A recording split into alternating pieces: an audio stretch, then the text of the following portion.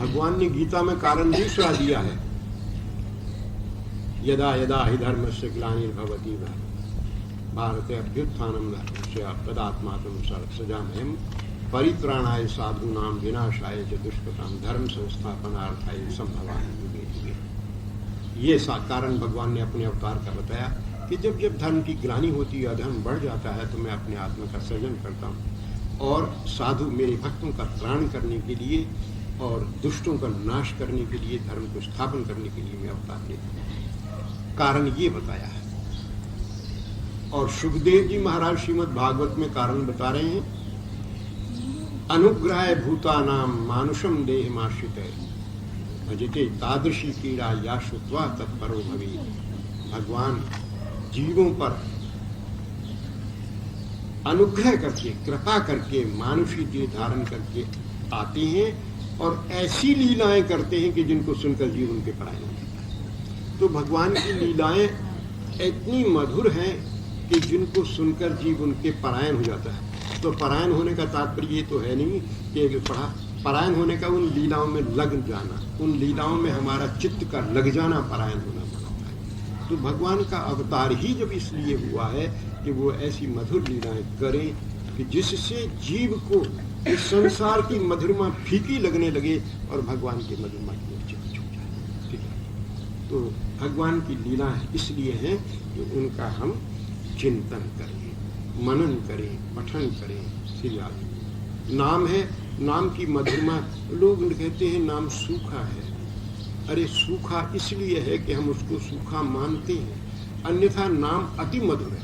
इतना मधुर है कि महात्माओं ने तो जाने क्या क्या नाम की मधुरमा के विषय में कहा है। मधुरम मधुरम मधुतेन मंगलम मंगला नाम, अति मधुर भगवत नाम। हमें केवल उस नाम की मधुरमा को अंतर में जगाने की चेष्टा करें, स्वरूप को, लीला को अंतर में जगाने की चेष्टा करेंगे। हम अपनी तरफ से करें, मन को उसमें समर्पण करें। इसी प्रसंग में मैं लीला निवेदन कर रहा था। तो भगवान धीरे धीरे धीरे धीरे नित्य नई शिक्षा प्राप्त कर रहे हैं और लीला कर रहे हैं। ठीक है, तो कल मैंने निवेदन किया था कि भगवान को बताया कि ऐसे करके लूटेंगे, उंगलियां मरोड़ेंगे। कह दिया हाथ मत मरोड़िए, अभी बड़ी तेरे हाथ छोटे हैं, वहाँ तो बड़े हैं, कब उंगलियां मरोड़ी। अब बैठे एक दिन सखा बैठे, लालच जी तो पता जी दाऊ दादा हम लूट के लावे, दही भी खा ले, माखन भी खा ले, जे कुछ कर लेना, न कुछ लूटे है, न कहूँ जाए है, न कुछ करे है, बैठे हुए। लाल जी बोली बड़ा भैया है, राजा है, वो तो बैठे रहे। ये ना है जो चीज ऐसे कर, याते तू या को नेक देर के लिए हल मांग ले। मैं ना मांगूंगा हल, मुंह ना जाएगा, तू मांग ले, दे देगा क्या लाभ दादा, मांग के देख, दे दे तू, दे दे। सोने का छोटा सा हल साथ में लिए रखते हैं उनका, तो अब तो गए दादा बैठ, दादा तू यहाँ बैठे हो यहाँ, दादा एक काम करे, कहा है नेक ये हल ही दे दे। अरे तू हल को कहा करेगो, ना दूंगो हल, दादा दे दे, हमको तेरो हल तोड़ेंगे ना, या हम देख सोने की नोक लग रही है, काउ फिर लग जाएगी, चोट आ जाएगी, तो सुना देंगे। दादा जी अच्छी बात ना, तू हल ही ना दे और हम बैठे। अरे तो कहा बात है, बता तो सही। लाला दादा हम जैसी कहें वैसे करेगो। अरे तू अच्छी बात कहेगो तो काय न करूंगा, बता तो सही, तू करेगो, हाँ बता तो करूंगा। 3 बार कह रहा है करूंगा। दादा हमारे संचार कहा करेगा, बोले हम दूध दही माखन लूटेंगे। और जो तुम्हें दूध देखो, तुम दूध दही माखन लूटो हो। दादा देख, अब हमने बासन फोड़ना माने बंद कर दिया, हम कहोगे घड़ाई ना फोड़े, नेक दही लूट ले, माखन लूट ले और इन्हें खाए ले, बस और कहा है। और क्या मैं वो ही ना है सामने और कछु बात ना है, मैं क्या करूंगा उन पे। दादा देख तो तू बताऊ कहा है, बोले जो आए रही ना पेड़ के पीछे छिप के खड़े हो जाए। अच्छा और कहा है, बोले जब नेक आगे निकल जाए तो हलय लगाए वाकी हंडिया झुकाएगी चुप। तो वहां में जब दही दूध गिरेगो तो हम अपनी लुटियाई बन लेंगे, और नहीं तो अपने पेट ही बन लेंगे। देख दादा, यहाँ में ऐसा है कि यहाँ में हंडियाऊ ना कूटेगी और खूब रक्षा हो तुम ना तो ना मैं दादा तुम्हें करके तो देखे, ऐसी बात ना।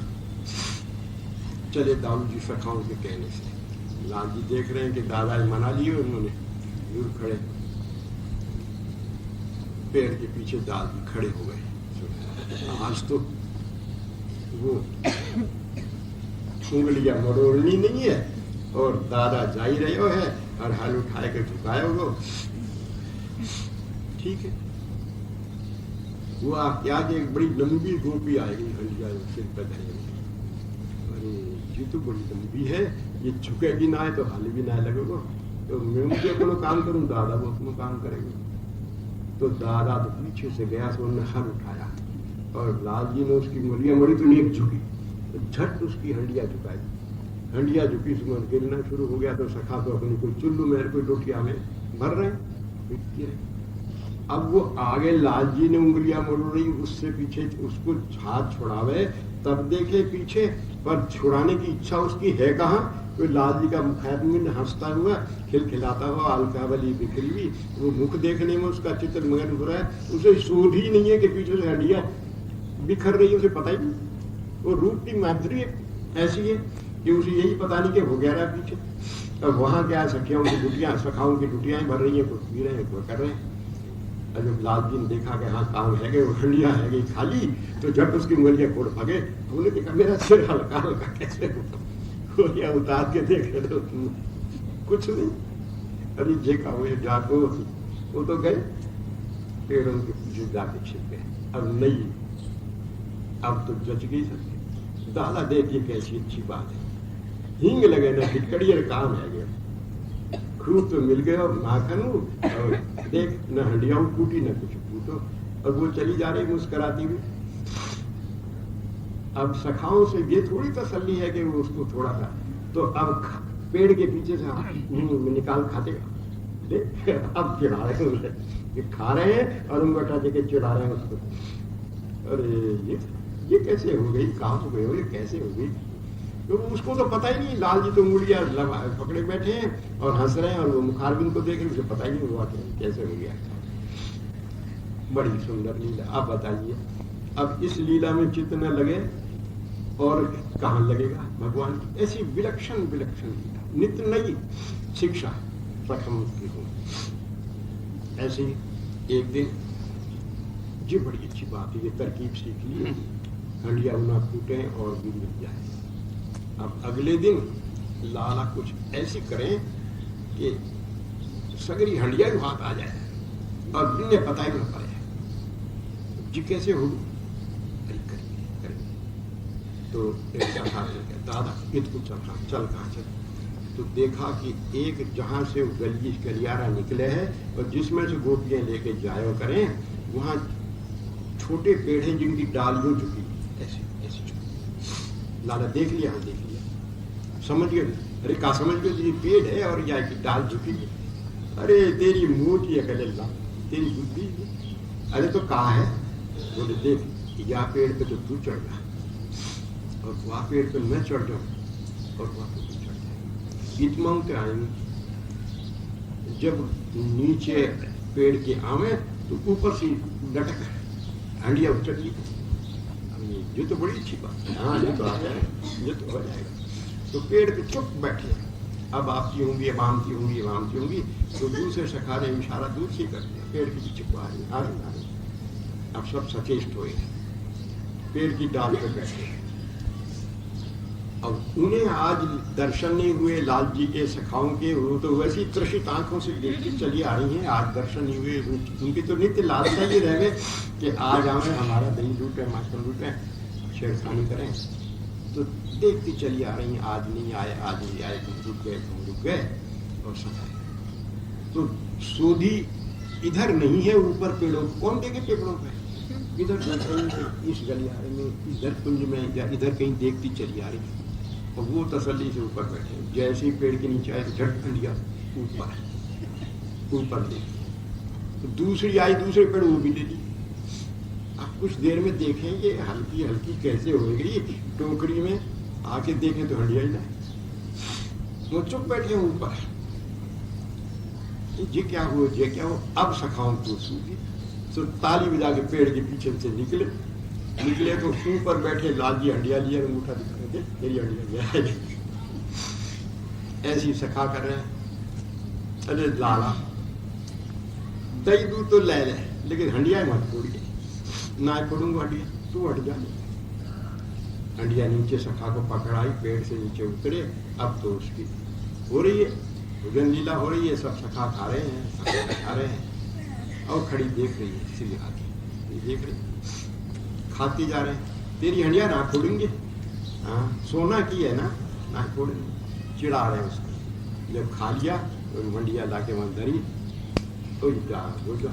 अब उनकी छवि को देख रही है सखी, मगर क्या भाग्यशालिनी है कि आज प्यारे का अधर्म तो शादी हो गया, ले रही हूँ उस हंडिया को लेकर। इस प्रकार की नित्य भगवान की ये लीला धीरे, फिर आगे राक्षसवध की इत्यादि इत्यादि लेके फिर भगवान की लव किशोर लीलाएं, औगध लीलाएं, फिर मधुर लीलाएं भगवान की। इन लीलाओं में चित्त सहज रूप में लगता है, चाहे कुछ देर के लिए, कुछ क्षणों के लिए चाहिए, भगवान की छवि का अंतर में कुछ हल्का सा दर्शन जीव को होने लगता है। तो लक्ष्य ये ही रखना है, भगवान का नाम जप करते हुए, नाम संकीर्तन करते हुए, पद गान करते हुए स्मृति जगाना। बाह्य वृत्तियों से हम पद का गान करते रहे और हमारी स्मृति न जगे, अच्छा नहीं है। ऐसी नाम संकीर्तन करें और उसमें भी भगवान की स्मृति न जगे, वह नाम संकीर्तन भी इतना लाभदायी नहीं है। इसी प्रकार से तो स्मृति को जगाना है, और बस केवल मात्र हमारी स्मृति जगेगी, फिर भगवान की वो लीला अपने आप हमारी स्मृति को ग्रहण करती है। ऐसा शास्त्रीय सिद्धांत है, महापुरुषों का सिद्धांत है। इस भावनाओं को लेकर सीधा, और इसमें भी देखिए भगवान के भजनशील भक्तों का चिंतन भी जो है वो भी बड़ा काम करता है, उससे भी चित्त को बड़ी निर्मलता प्राप्त होती है।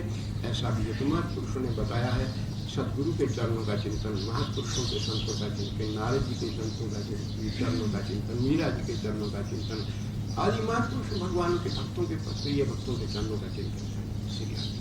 अन्य कोई परिपाटी को अपनाने की जरूरत नहीं है, और इसलिए कि अन्य परिपाटी में नीरसता, सूखापन और परिश्रम है, और इसमें न तो नीरसता है, न सूखापन है, न परिश्रम है। सहज रूप में स्मृति बनती है।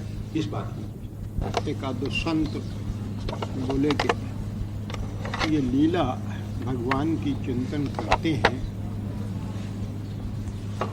पर चिंतन बनता नहीं, मन लगता नहीं। श्री राधे।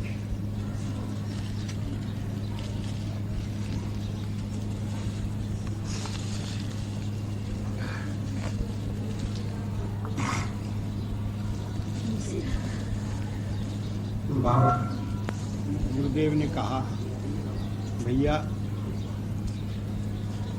हम लीला का चिंतन करते हैं, इसमें तो नहीं हो, लेकिन लीला तो स्वयं पकड़ती है। लीला स्वयं भक्त को लीला स्वयं पकड़ती है। और ये बात मैं ना कह रहे हो, ये सुखदेव जी महाराज कह रहे हैं।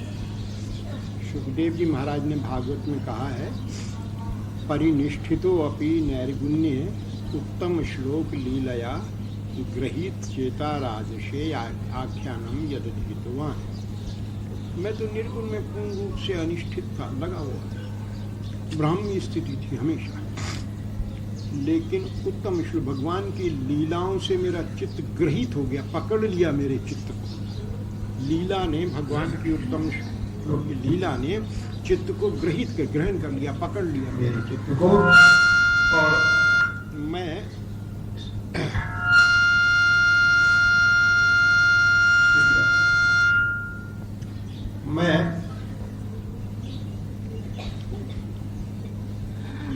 श्रीमद् भागवत का चरित्र में भी बिल्कुल स्पष्ट यही आता है। ब्राह्मी स्थिति में वनों में फिरते रहते थे।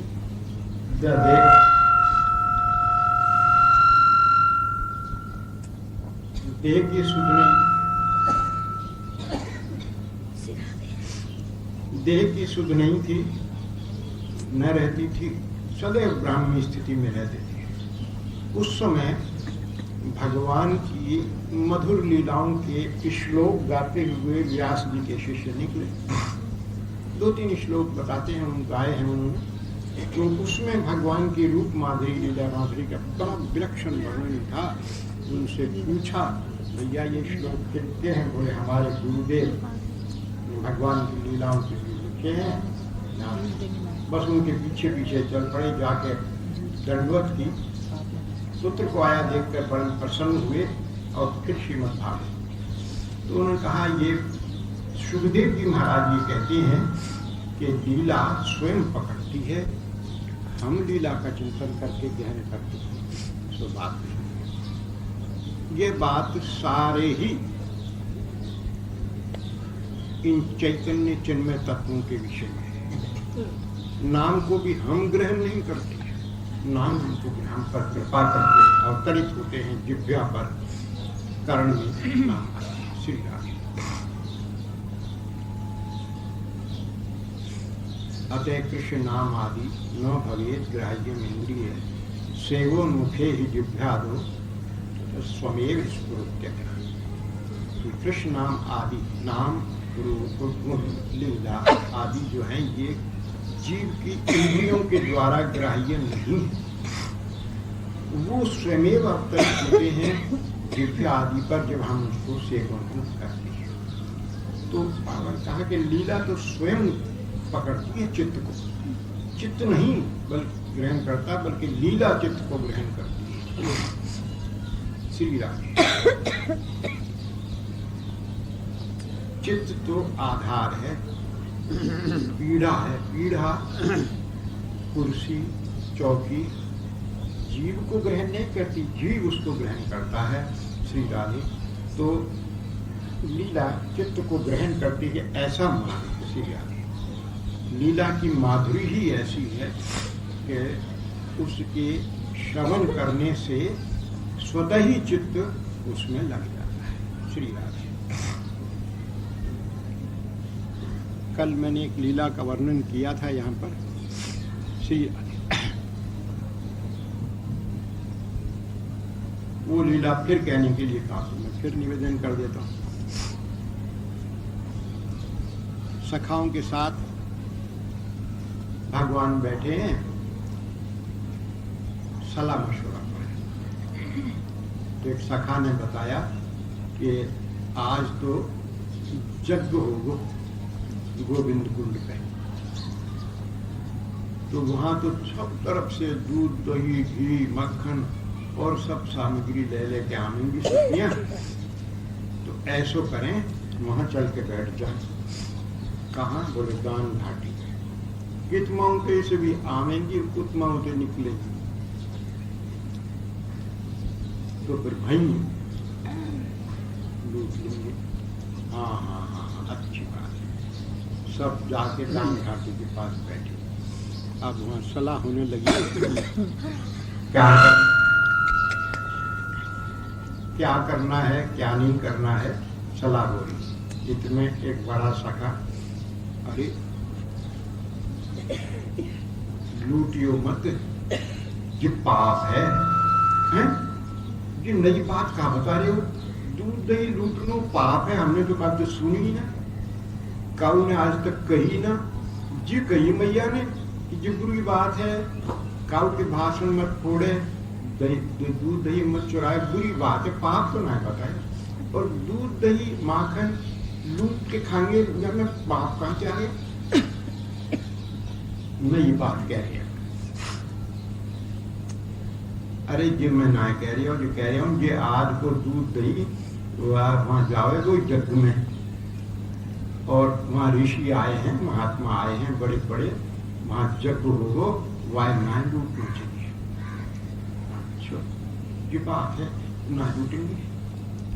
वो तो हट गया सका। तो दूसरे सखा बोले लाला मांग लेंगे, मांगने में तो कोई पाप नहीं है। हाँ जो बात है मांग लेंगे, आज लूटेंगे ना। थोड़ी देर में देखा कि बड़ी सुंदर सखी चली आ रही, सुंदर उजले बड़ी वस्त्र हैं, आभूषण धारण किए हैं, चली आ रही हैं। सर पे सोने के, चांदी के, तांबे के कलसा हैं और आ रही हैं गांधी बजाने। तो छोटा सखा बोला लाला बे आ रही बे, बे से मतलब राधा रानी आ रही, बे आ रही मुझे आ रही। झांक के देखा है तो वही लाला इनने लूटेंगे ना मांगे वे तो दे देंगे। अब ये सलाह सखाओं की हुई, हाँ लूटेंगे तो ना और तुम मांगे। एक सखा बोला पहले कैसे दे देंगे, वो तो जग में जा रहे हो, मामे का जग में घाटे पड़ जाओगे नीक से। इतने में दो आए तो उतर उतर के सखा खड़े हुए, उधर देखा ललिता जी ने कि ये आज फिर टोली है दूटा मटाई कचेरी। तो दूर से बोले दूर हटो, हाथ मत लगे जो यज्ञ के लिए, छियो मत। सखा कह रहे हैं हाँ कहा क्या। इसमें प्रिया जी आगे थी, पास में ललिता खड़ी थी। एक सखा झट बैठ के उसने चुल्लू कर लिया, चुल्लू कर लिया तो प्रिया जी को चुल्लू कर दिया। तो छोटा सा सखा है, भोला भाला है, अलकावली बिक्री भी तो देख रहा है, चुल्लू कर लिया। तो अब प्रिया जी को तो देना परम यज्ञ। ये ध्यान नहीं रहा कि मेरी कलसी में तो माखन है, माखन कहीं उल्ट के पिलाया तो क्या सके।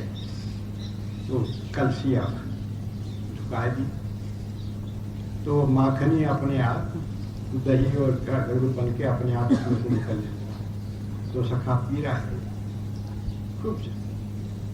देखा इस सखा ने जी पी रही हो, दूसरा और बैठ गया, या जी बढ़ गई उसको पिलाने। फिर तीसरा बैठ गया, चौथा बैठ गया, सब सखा बड़े प्रेम से पिए, या जी बड़ी मतलब और से पिला रही। लाल जी ने देखा सब तो पारंग में ही रह गए, तो अंत में वो बैठ गए चुल्लू लगा के। पिया जी आगे बढ़ के उनको पिलाने लगी। इनके पीने की छवि है कि ये देख ही नहीं रहे कि मेरी चुल्लू में गिर रहा है कि क्या गिर रहा है। इनकी दृष्टि तो पिलाने वाले की तरफ है, टेढ़े करके देख रहे हैं। और उनकी दृष्टि भी ये नहीं है कि कहाँ गिर रहा है, उनकी दृष्टि के मुखार में ललिता जी देख रही, अच्छा रसपान हो रहा है, कुछ जा रहा है नहीं जा रहा है, नहीं जा रहा है, भाव विभोर है दोनों। ललिता जी ने कहा जाने न तो इनकी कमोरी खाली होगी न इनका पेट भरेगा, और देख यज्ञ में हो रहा है विलम्ब। तो प्रिया जी को सचेत किया, प्यारी लाग एक संभलो तो देखो कितना गिर गया। अब सब प्रिया जी ने सिर पे धरा हो तो बस बसी धरा। सखाओं ने तो पी के मुंह पूछ ली। वहां धोने धाने का तो कोई खास विशेष काम भी नहीं है, दूध दही तो शुद्ध होता है। क्या और पास चले उस ओर चली प्रिया जी सखियों के साथ। कुछ दूर चल के देखा तो एक पसीने के बूंद आ गए। तो ललिता जी बोली प्यारी तुम थक गई हो, झाड़ ली, पसीना आ गया, बोझा है। भोजन है या मैं कहा कमोरी में बोझा है, तूने इतने गहना पहनाए दिए, याद आ रहे हो पसीना, इतने बोझा इन्हें में है। अच्छा इन गहन के बोझन से पसीना आ रहे हो, अच्छा हाँ हाँ। ललिता जी ने पहुंचा, लाल जी ने देखा प्रिया जी को पसीना आ रहा है, थक गई है, पास जाके बोले मैं उठवा दूं। ललिता जी ने विनोद कहा उठवाई लोगे, जो है वो वही ले लेंगे, हम तो संतोषी हैं। ललिता जी ने ले प्रिया जी की कमोरी लाल जी के माथे पर। अब लाला ने कमोरी माथे पर रखी तो सखा कैसे रहे, तो दूसरी सखियों से तो एक की सखी, दूसरी सखी, तीसरी सखी, सबकी सखाओं ने अपनी सिर पर कमोरी धर ली। एक छोटा सा का मुंह लूंगू। ललिता जी बोली लाला तू छोटो गिराए देखो, ना गिराऊंगो, इनके आगे चलूंगा। उसके सिर पर कमोरी कर दिया। सब सखा चल रहे हैं, बड़ी सुंदर छटा है। प्रिया जी सखियों के साथ हैं, सुंदर श्रृंगार किए हुए। इधर सुंदर सखा हैं, कोई मेरे कुछ कोई कुछ। रक्षी कुछ लगाए, सुंदर पीताम्बरी पहने हुए, माला पहने, छोटी छोटी लकुटियां हाथ में लिए चल रहे साथ। अब लाल जी के साथ ठाकुर जी तो लगे ही चले जा रहे हैं, लाल जी साथ ही लगे चले जा रहे हैं। कमोरी तो सिर पर दृष्टि बाई तरफ है, प्रिया जी की तरफ यूं देख रहे हैं टेढ़ी, आगे जाना ये नहीं देख रहे। प्रिया जी की नेत्र झुके हुए हैं, कमोरी टेढ़ी हो रही है, तो ललिता जी बोली देखो कि गिर रही, टेढ़ी होगी, गिर पड़ेगी। ना ना ना, ऐसे करते करते गोविंद पहुंचे। वहां यज्ञशाला बनी थी, चारों ओर सुंदर सज रहे थे, वंदन वाले वली भी थी, ऋषिगण बैठे हुए थे और झंडियां फहरा रही थी। ऋषियों ने देखा ये सुंदर सुंदर, दूर से ऐसे सुंदर स्वरूप, ऐसी सुंदर सुंदर गायें चली आ रही हैं, ये सुंदर सखा चले आ रही, ये कौन है इनको? ये पृथ्वी के तो नहीं दिखते, ऐसे करके चकित हो रहे हैं। ऋषि आए हैं पहली बार, तो वहीं के ब्राह्मणों ने बताया ये जो आ रही है ना आगे, ये तो वृषभानुनंदिनी है, राधा इनको नाम है, और जो इनके संग आ रहे हैं सांवरे, ये कन्हैया नंद बाबा की पूरा, और ये इनके सखा, ये इनकी सखियाँ हैं। अब तो उस छवि का दर्शन कर रहे हैं ऋषि, आदर तो इन्हें करना है, लेकिन वो तो पहले ही खड़े हो गए। इन्होंने प्रणाम पीछे किया, वो आशीर्वाद पहले ही देने लगे। जाके इन्होंने कमोरियाँ रखी और प्रणाम किया सबने ऋषियों के चरणों में। लेकिन ऋषियों ने मंगलानुशासन करके सबको आशीर्वाद दिया, फूल बरसाए, ऊपर से देवताओं के फूल बरसाए, परम तो ये लीला दधी महकन की लीला है ठाकुर। ऐसी अनेक मधुर लीलाएं हैं। पौगंड की लीला अवस्था की, बाल्य अवस्था की। बाल्य अवस्था में वात्सल्य प्रधान लीलाएं होती हैं। माता पिता बड़ों को सुख देने के लिए बाल लीला है।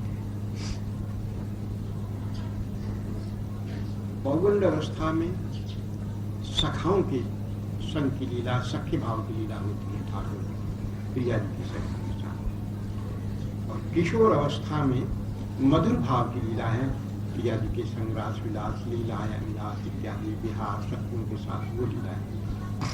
पर ये लीलाएं नित्य होती है। वही ठाकुर नंद भवन में जब हैं तो बालक हैं, वही ठाकुर जब गोचारण के लिए से आते हैं वन विहार किए तो पौगंड हैं, और वही ठाकुर जब मध्याह्न में मिलते हैं तो नव किशोर हैं।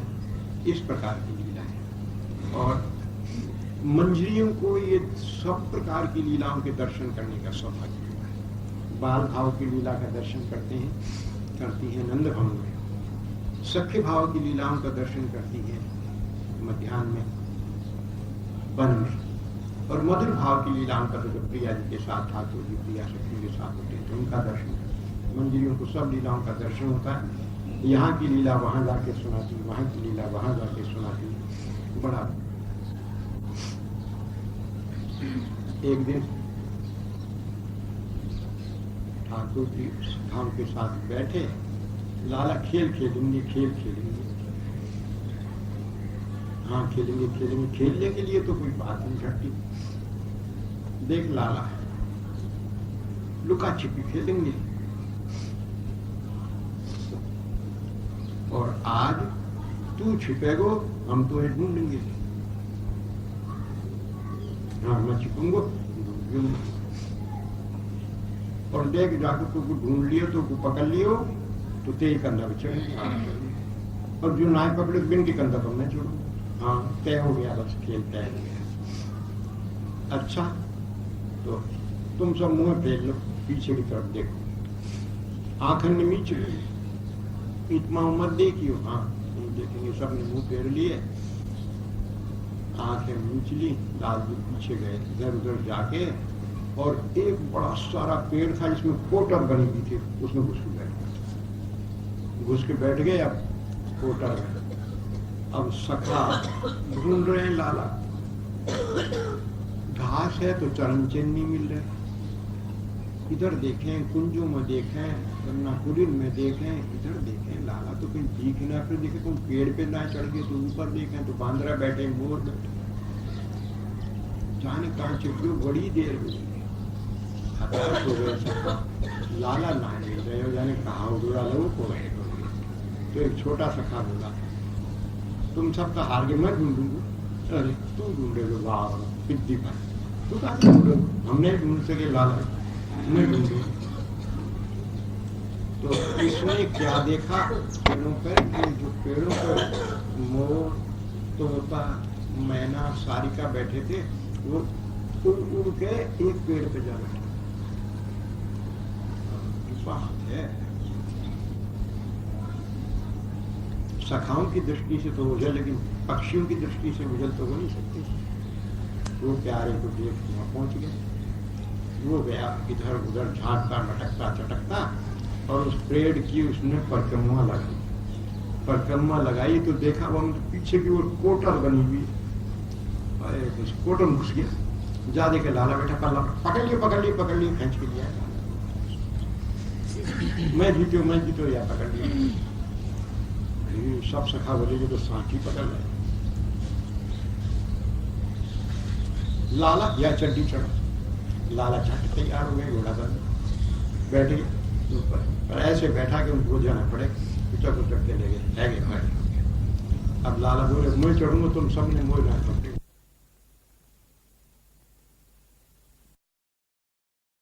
तो रूप मंदिर लगता जी को सुना में कि आज ये लीला हुई, तो बड़ा वहां भी इस रस का आनंद होता है। तो ठाकुर जी जब मिलने के लिए गए मध्याह्न में, तो क्या हुआ कि दो सखा साथ में, छोटा सखा तो वो उनका सेक्रेटरी है ना, साथ ही रहता। तो ललिता जी ने, रूप मंदिर ने पूछा, अरे लाला ये तो बता, आज खेल खेले? बोले हाँ खेले। वो छिपियो, कहू ना पकड़ के मनी पकड़ ली, कंधा पे चढ़े। लाला जी बता, तेने कहा जुगत लगाई, जुगती लगाई, जो तूने पकड़ लियो और वे कोई ना पकड़ सके। जी ना बताऊंगा, लाला यह मैं बताए को कहा है, ये ना है बताऊंगा। देख लाला बात तो दो लड्डू आ गई थे, तुम देव ना, बात नहीं करो।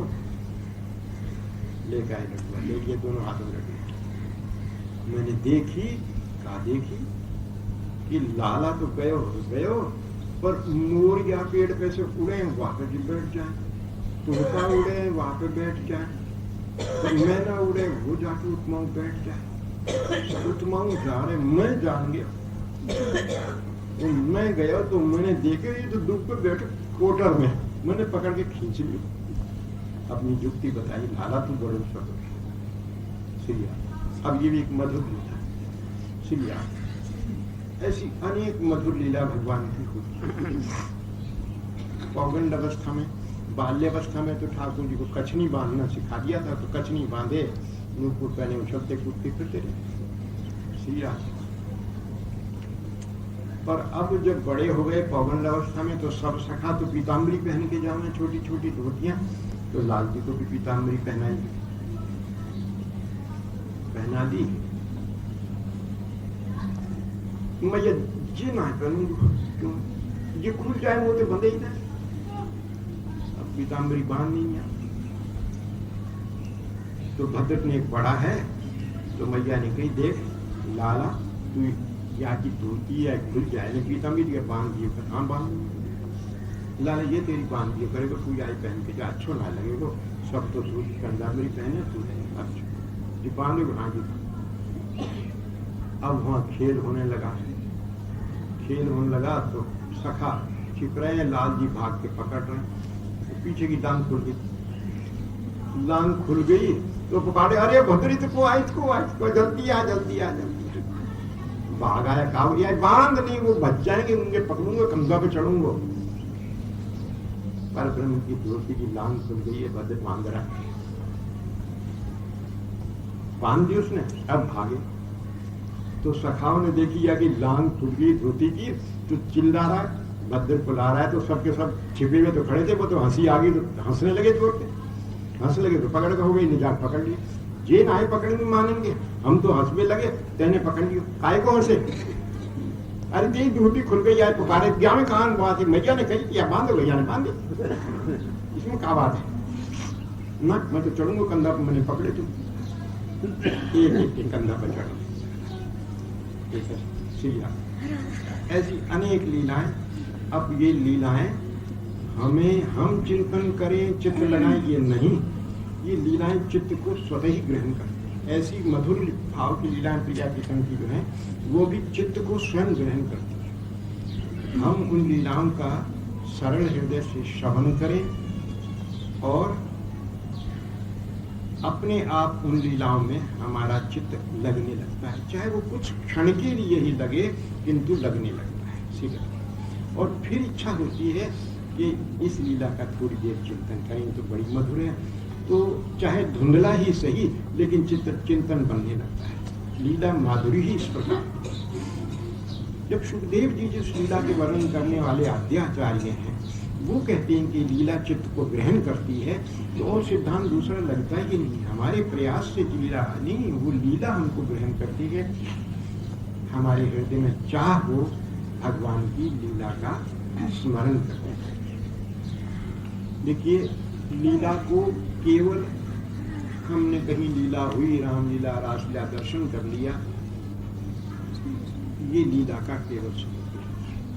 अथवा भगवान की लीला का वर्णन जैसे और किताब पढ़ लिया, जान ली, हाँ ये लीला, ये लीला है ही स्मरण की। विहरणम चके ध्यान मंगल, गोपिकाएं गोपी गीत में ये भगवान से कहती हैं कि आपका विहार हमारे ध्यान का मंगल है, मांगलिक ध्यान, अपने आप बनता है, ध्यान के लिए है ये लीला, स्मरण करने के लिए है लीला। भगवान ने ये लीलाएं की ही इसलिए है कि भक्तजन जीव इस लीला का स्मरण करें। श्री राधे गोपिकाएं भगवान की लीला नंद भवन में आके देख लेती थी, यदा कदा अपने घरों पर देख लेती थी, लेकिन उस लीला में तन्मय रहती थी, उसका गान करती रहती थी, उसका स्मरण करती रहती थी। कल आपने एक श्लोक सुनाया था कि जो भगवान की लीलाओं का गान करते हुए सारा काम गोपिकाएं करती थी भागवत में, मगर क्या लीलाओं का नाम का गान करते हुए उनको स्वतः स्मरण उनका बनता था। गोपिकाओं का स्वरूप बहुत ऊंचा, गोपिकाओं के वो नित्य पार्षद हैं भगवान की, कुछ साधन सिद्ध है, कुछ नित्य सिद्ध है, लेकिन वो पद्धति वही है वो हम लोगों की है। श्री राधे हम लोगों को भगवान की मधुर लीलाओं का श्रवण करना और फिर जब प्रभु एकांत दे दें थोड़ी सी देर के लिए उनका स्मरण करना, उन लीलाओं का भगवान की। क्या पता कब कृपा कर दे लीला महारानी, क्या पता है कब कृपा कर दें प्रिया, इस चित्त में एक झलक उनकी दिख जाए। बस अगर झलक उनकी हृदय में दिख जाती है, सिमट जाती हैं वृत्तियां बिना प्रयास किए हुए, श्री राधे उसके बिना, लीला के बिना संसार सोना सा दिखाई देने लगता है। महतों का, संतों का ऐसा अनुभव है। श्री राधे वो अंतरस में इतने भीग जाते हैं महापुरुष, अब की रहन इस समय के विद्वान और इससे थोड़े से पहले के संतों का इतने भीग जाते हैं कि बाहर देह की सुध नहीं, बाहर की सुध नहीं, समय की सुध नहीं, कुछ नहीं रह पाते। अभी जो ये नथनी बाबा का जिक्र वैद्य जी महाराज की माया है, ये नथनी बाबा अपनी कुटिया में बैठे रहते थे और इनका सखी भाव था, सखी भाव था और सखी भाव में भी कुछ परकियापन था। वो प्रियतम है, मैं प्रियशी, ऐसा भाव था। तो कोई संत ने आवाज दी बाहर से, अरे तुम बाहर निकलो ही नहीं हो, निकले ही ना है बाहर, जैसे ब्रजवासी बोल रहे, अरे कहा करूं द्वारी को गोडो छोड़े जब तो। अब ये कोई उपन्यास लिखने के लिए कहानी नहीं लिखी है, कोई स्थिति उनकी ऐसी, लीला में इतने तन्मय रहते थे कि इस अब के संतों की बात है, ये कोई 400 वर्ष पहले की बात नहीं, अब की बात है। ऐसी संतों को लीला में निमग्न रहते और उसी लीला में निमग्न होते ही उनके दैहिक कार्य चलते रहते हैं। स्नान करना भी तो उसी में है, श्रृंगार इत्यादि अपना जो करना है सब उसी लीला चिंतन में चलता है। ये इस काल में हुए लीला जो पकड़ लेती है, लीला जो ग्रहण करती है, चित्त को कृपा करे, भगवान नाम कृपा करें, उनका रूप गुण लीला महारानी कृपा करें, चित्त को ग्रहण करें। हम आदर बुद्धि से, भाव से, सरल भाव से लीला का श्रवण करें, मनन करें, पठन करें, अवतरित होगी लीला चित्त के ऊपर और एक रस की, बड़ी मीठी रस की अनुभूति छिड़ जाती है। और महत्पुरुषों के मुख से कभी कभी वो निकल जाती है, वह उसके जिनको वो छींटा और निकला हुआ मिल जाता है, वही देह का अनुसंधान भूल जाता है। वो भी कल भी आती है, वो इसको कल सुनाया था मैंने, ऐसी माधुर्य है इस लीला की। हम जो प्राय जो इस ब्रज लीला के उपासक हैं अथवा भगवान सीताराम की अवध लीला के उपासक हैं, अधिकतर भक्तजन इसी के हैं। रास्ता एक ही है, भगवान के नाम का, मधुर नाम का आश्रय लेकर अपना जीवन बिताना। क्या कहता है संसार, कहे कैसे, उससे कोई संबंध नहीं। लोक व्यवहार को निभाते हुए अपने ठाकुर से अपना संबंध रखना, उनके नाम से संबंध, उनके गुण से, उनके लीला से, उनके परिकर से संबंध रखना और अपने उसमें मन रहना। दुनिया को दिखाने की इसमें कोई बात नहीं, और दिखाएंगे तो शायद ये रस कुछ बिखर ही जाएगा, निकलेगा। श्री राम, जय जय श्री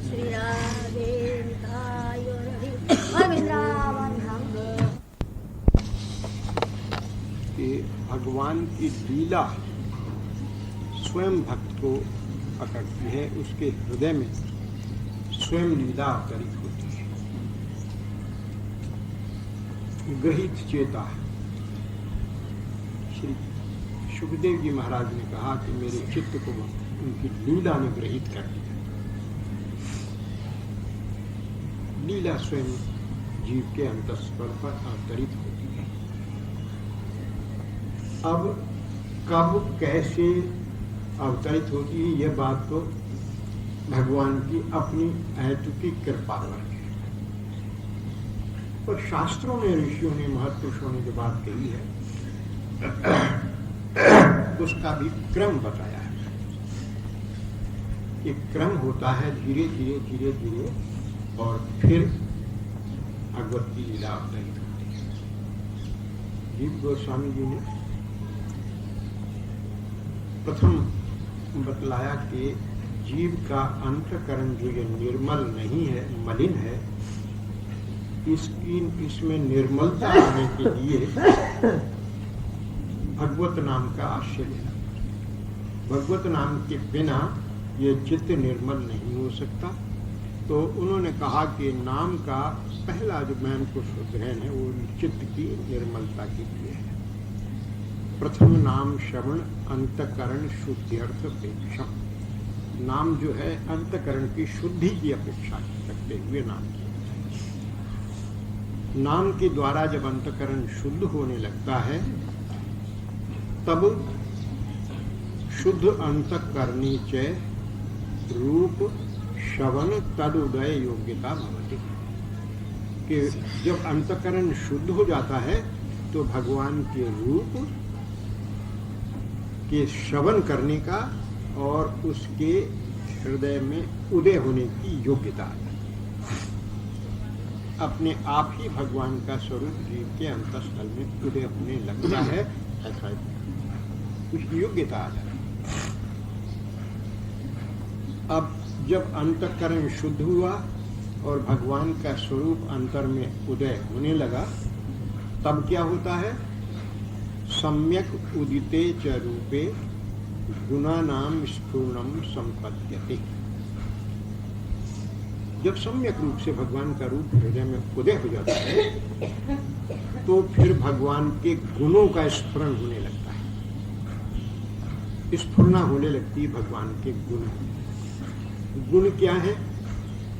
एक तो दृश्यमान गुण है जिनको देखा जा सकता है, जैसे भगवान के अंग की नीलिमा, प्रिया जी के अंग की गौरिमा, जो उनके नूपुरों की सुंदर झलक, उनकी अलकावली की कालिमा, उनके अधरों की लालिमा, यानी जो हमें देख सकते हैं। भगवान के पीताम्बर का पीत वर्ण, प्रिया जी के नीलांबर का नीत वर्ण, नील वर्ण इत्यादि जो हम नेत्रों से देख सकते हैं वह गुण होते हैं।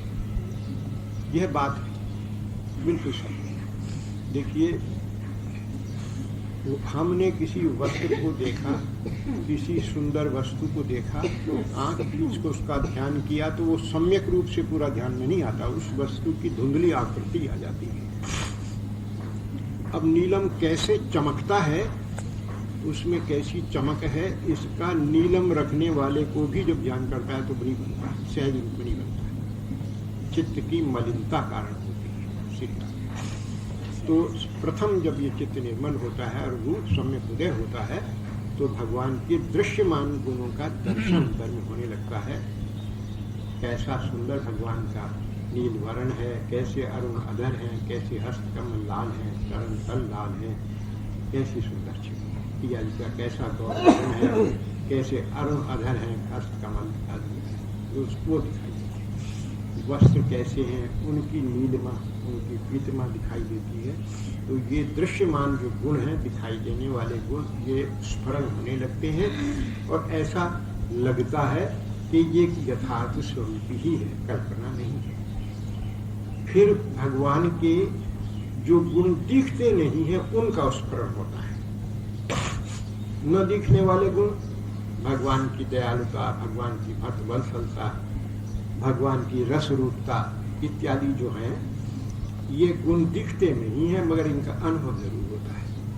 श्री राम भगवान की दृष्टि देखी तो दृष्टि आंख हमारे चिंतन में आई तो उस दृष्टि से ये पता लगता है कि ये कितने दयावान है, नेत्रों में कितनी कृपा भरी हुई है, कैसी ममता से मेरी ओर देख रहे हैं, आदि आदि। तो भगवान के जो गुण दिखते नहीं है उनका भी फिर जीव को अनुभव होने लगता है। चलिए आगे चलकर मुल्कों ने लिखा है कि यही स्थिति जब आगे प्रगाढ़ बन जाती है, टीका के आधार पर उसमें लिखा है, तो भगवान का यदा कदा स्पर्श भी अनुभव होता है, ध्वनि भी अनुभव होती है, गंध भी अनुभव होती है, ऐसा लिखा है। ये गुण ही तो है भगवान के स्वयं की गंध, ये उसका अनुभव होना, ये गुण ही तो है, गंध उसका भी अनुभव होता है। ऐसी स्थिति बतलाई महापुरुषों ने और जीव गोस्वामी ने साधन में क्रम में छोटी सी तोड़ में लिख दिया इसको। जब ऐसा हो जाता है तब फिर भगवान का वह परिकर, जिस परिकर के अनुगत्य में रहकर हम भगवान की सेवा करना चाहते हैं, वो परिकर हृदय में होता है।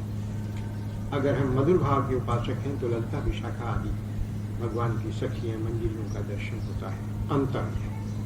अगर सख्य भाव के उपास सुबंध श्रीदाम मधुमंगल तोष किंकिनी उज्ज्वल गंधर्व वरुण भानुमान भगवान के सखाओं का दर्शन होता है। वात्सल्य भाव के उपासक हैं तो यशोदानंद वृषभानुप्रीति आदि वृद्ध गोपिकाओं का दर्शन होता है। श्री राम ये सब बातें क्रमशः होती हैं। इसमें महपुरुषों ने ये बतलाया कि जिस समय जो रूप उदय होने का जो प्रथम लक्षण है वो आधार उसका है धाम, तो धाम का उदय जीव के अंतर में स्वतः होने लगता है, धाम का स्वरूप अंतर में दिखाई देने लगता है, ऐसा महपुरुषों ने बताया। क्योंकि अगर स्थल नहीं होगा तो प्रकट कहाँ पर होंगी, लीला कहाँ होंगी, तो वो धाम का दर्शन होता है। और इसके बाद में जब धाम का, रूप का, गुण का, परिकर का जीव में चिंतन बनने लगा, तब लीला भगवान की अंतस्थल पर अवतरित होती है। लीला अवतरित अपने आप होने लगती, ये क्रम बताया सहज रूप में। यही बात सांकेत में गोस्वामी तुलसीदास जी ने कही। राम प्रेम भक्ति क्षादित चित बिन प्रयास ही सूझे, और तुलसीदास यह चिद विलास बूझत बूझत बूझे। भगवान की प्रेम भक्ति से जब ये चित्त धुल जाता है, निर्मल हो जाता है चित्त, तब बिना प्रयास के भी वह दिखाई देने लगता है। कौन सा ये चिद विलास, भगवान की ये चैतन्य लीला, ये नित्य लीला जो भगवान की है, इसका दर्शन जीव को होने लगता है। लेकिन कहा बूझत बूझत बूझे, क्रमशः धीरे धीरे धीरे धीरे भगवान की लीलाओं का जीव के अंतस्तर पर उदय होने लगता है। श्री राम इसके लिए अनेक साधन तो बताए हैं, लेकिन जैसा जीव गोस्वामी ने कहा, इन्होंने पहले नाम को बता दिया कि नाम को पहले पकड़ लो, फिर क्रमशः उसमें जुड़ते चले जाएंगे वो साधन जो हमारे इस उपासना, इस भक्ति साधन के लिए आवश्यक है। सद्गुरु उपासना, सद्गुरु की प्राप्ति, संतों का संग, जो भी इस भावोपासना में सहायक होगा, ये भगवान की अहेतुकी कृपा से जीव को प्राप्त है। उनकी बिना किसी हेतु की जो कृपा है उसके द्वारा हमें प्राप्त हो जाएगा। सच्चे सद्गुरु, साधनशील, भजनशील, अनुरागी भक्त रूप में उनका दर्शन होगा, वो हमें प्राप्त होगा। सत्संग जो हमारे लिए परम आवश्यक है, इस उपासना पद्धति को जानने के लिए, इस पर चलने के लिए, इसका पोषण करने के लिए, यह भी भगवत कृपा से स्वतः प्राप्त है। श्री राम तुलसीदास जी महाराज ने एक बात और लिखी भगवान की लीलाओं के बारे में। उन्होंने कहा, गुरु पदनख मणिगण ज्योति सुमिरत दिव्य दृष्टि ही यह होती, और सूझे राम चरित मणि मानिक गुप्त प्रकट जह जो जही खानिक। विलक्षण अनुभव कहते हैं गुरु चरण कमलों की जो नखमणियां हैं, इनकी जो ज्योति है उसका स्मरण करने से सुमिरत दिव्य दृष्टि ही होती, हृदय की दृष्टि दिव्य जो है वो हो जाती है। और वो दिव्य दृष्टि में क्या होता है, सूझहि राम चरित मणि मानिक, राम के चरित्र यानी भगवान की जो लीलाएं हैं वो दर्शन होने लगती। कौन सी लीलाएं? जो गुप्त है और जो प्रकट है, दोनों ही लीलाएं। गुप्त प्रकट जह जो जेही खानिक, जिस खान में गुप्त रूप रतन पड़े हैं और जिसमें प्रकट है वो सभी दर्शन होने लगता है। ये बात तुलसीदास जी महाराज। श्री राधे। तात्पर्य क्या है? भगवत के चरणों का आश्रय गुरु के माध्यम से लेकर सत्संग में रहते हुए भगवत नाम की साधना करते रहें। इससे धीरे धीरे धीरे धीरे ये चित्त निर्मल होगा, क्षालित होगा, और फिर भगवान की इन लीलाओं का, भगवान के स्वरूप का जीव को अपने आप भी अनुभव होने लगता है। श्री राम। यह बात और इसी लक्ष्य को लेकर ब्रज साधना के जितने भी साधक संत हैं हुए हैं, वो इसी लक्ष्य को लेकर भजन चित्त निर्मल हो जाए, मलिन हो जाए और मलिनता दूर हो जाए, चित्त निर्मल हो और उसमें भगवान का, उनका धाम, उनकी गुण लीला परिकर का दर्शन हो। चैतन्य चरितामृत में नहीं या किसी उसमें बंगाली पद में लिखा है, नाम करीते कबे शुद्ध हबे मन, कभी आमे हेरी को श्री वृंदावन। नाम करते करते मेरा मन कब शुद्ध होगा और कब मैं श्री वृंदावन धाम को अंतर दर्शन करूंगा। यानी लालसा उन्होंने प्रकट की, नाम करने से चित्त शुद्ध होगा और हम इस धाम के दिव्य स्वरूप का दर्शन करेंगे। अब यहाँ जो धाम के प्राकृतिक की बात आपसे निवेदन की, ये एक बड़ी विलक्षण बात है। धाम में रहकर भजन करने वाले भी उस दिव्य धाम के दर्शन की लालसा करते हैं और वो प्रिया जी की कृपा से जीव के अंतस में प्रकट होता है। यह बात भी बिल्कुल सुनिश्चित है। धाम में रहकर भजन करते हैं किंतु उस दिव्य धाम की दर्शन की लालसा है। प्रथम यथामति प्रणव श्री वृंदावन अति रम्य, श्री राधिका कृपा बिनु सबके मन ही अगम्य। ये गीतारिवंशी महाराज बैठे हुए वृंदावन में बैठे हुए ये बात कह रहे हैं कि मैं यथामति, अपनी मति के अनुसार श्री वृंदावन का की वंदना करता हूँ, जो श्री जी की कृपा के बिना, राधा रानी की कृपा के बिना सबके मन को अगम है, यानी उनको मन में वो नहीं आ सकता। तो दिव्य धाम की बात उनकी कृपा से प्रकट होती है। श्री राम जी, ये दिव्य धाम जब भी प्रकट हो उनकी कृपा से होगा, लीला स्थली के रूप में। लेकिन महात्माओं ने कहा है कि दिव्य धाम तो प्रकट होगा ही, लेकिन जो प्रकट धाम है इसका भी आश्रय लेना चाहिए। श्री राधे।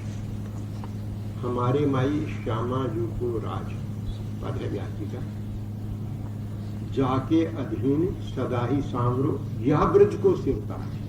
या ब्रज शब्द कहा नहीं, इस वृंदावन, इस प्रकट वृंदावन की तात्पर्य क्या है? इस धाम का आश्रय है। ये धाम कैसे इसका आश्रय है?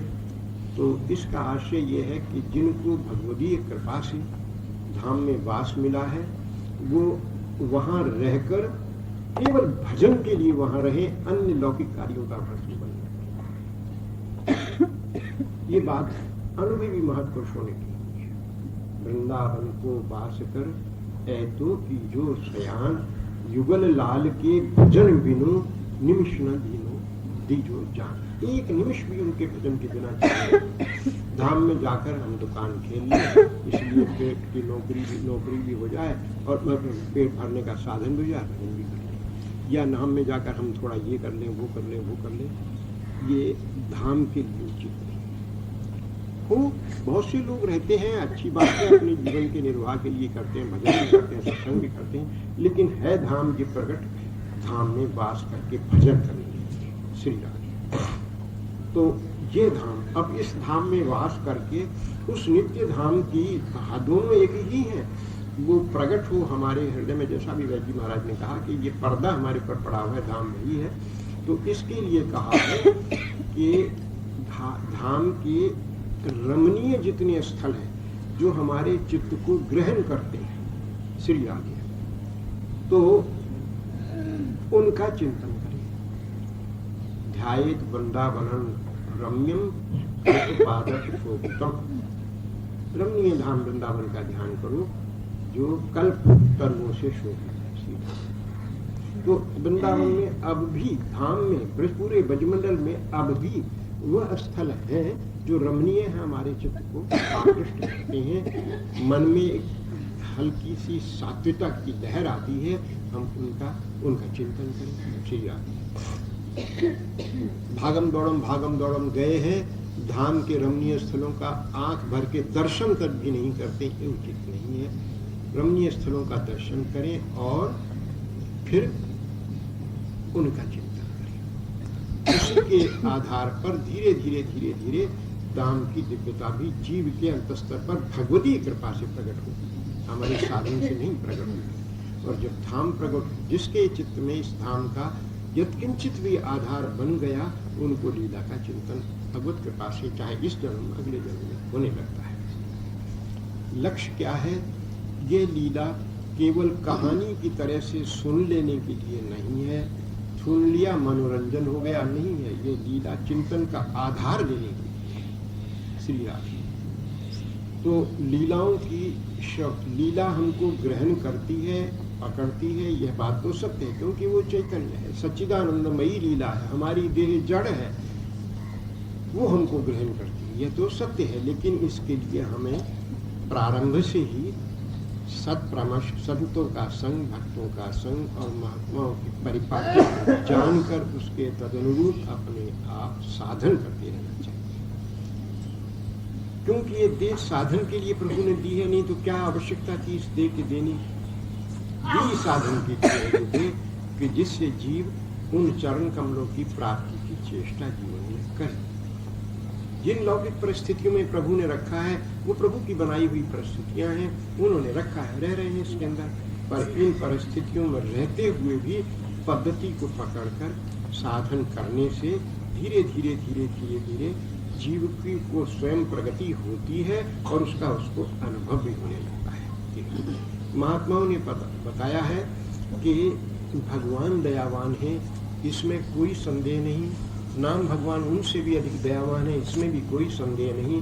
प्रिया जी परम करुणा की मूर्तिमान है, इसमें भी कोई संदेह नहीं। उनके परिकर भी अतिशय कृपाशील है, इसमें भी कोई संदेह नहीं। और धाम परम कृपामय है, इसमें भी कोई संदेह नहीं। लीला महारानी अतिशय कृपामयी है, इसमें भी कोई संदेह नहीं। लेकिन कहा कि धाम इन सबसे अधिक कृपा। तात्पर्य क्या है? हम कैसे भी पतित हो, मलिन हो, चले जाएं धाम में, तो धाम भगवान निकाल के बाहर नहीं फेंकेंगे। ठीक है, हम उसी हालत में धाम में रहकर दर्शन करके चले आ सकते हैं। तो हमें धाम का भी आश्रय लेना है श्री राधे, नाम का आश्रय सुनिश्चित रूप से लेना है, सद्गुरु का समाश्रय सुनिश्चित रूप से लेना है, और सत्संग विधि पूर्वक, जैसी कि हमारे शास्त्रों में ऋषियों ने, महत्पुरुषों ने, आचार्यों ने पद्धति बताई है, उसके तदनुरूप आचरण करते हुए भजन करना है। इस मार्ग में भजन का जो पद्धति है, इसमें किसी भी चीज का मिश्रण नहीं है, ज्ञान का मिश्रण बिल्कुल नहीं है इसके अंदर। श्री राजी योग का मिश्रण इसमें बिल्कुल नहीं है, कर्म कांड का मिश्रण इसमें बिल्कुल नहीं है, और मनमुखी पने की बातों का मिश्रण तो इसमें होने का प्रश्न नहीं है। ये विशुद्ध रास्ता है, प्रेम भक्ति का, भाव भक्ति का रास्ता है। इसमें किसी चीज का मिश्रण नहीं, अपनी कल्पना के आधार पर अपने मनमुखी पने से कोई इसमें मिलान।